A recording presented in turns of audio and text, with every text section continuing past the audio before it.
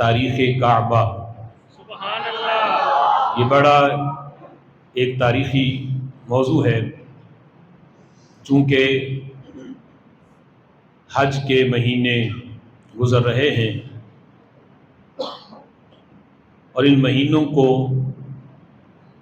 نسبت ہے مکہ شریف کے ساتھ، مدینہ شریف کے ساتھ، چونکہ حج کے مناسک انہی مہینوں میں ادا کیے جاتے ہیں، اور مکہ شریف میں بھی پھر بیت اللہ شریف کو عظمت اور فضیلت حاصل ہے۔ اسی گھر کی وجہ سے مکہ شریف کو مقام اور مرتبہ ملا، تو یہ بحیثیت مومن چونکہ وہ بیت اللہ شریف یہ ہمارا قبلہ ہے، تو اس وجہ سے اس کی تاریخ کا علم ہونا یہ بھی ضروری ہے کہ کب سے بیت اللہ شریف کا وجود معرض وجود میں آیا،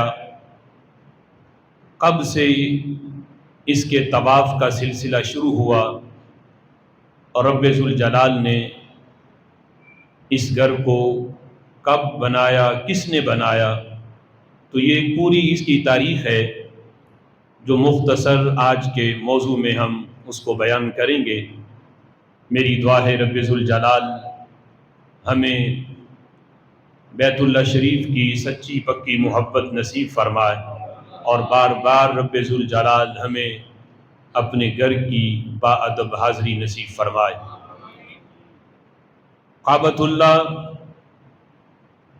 روئے زمین پر رب ذوالجلال کی برکتوں رحمتوں کا حوالہ ہے،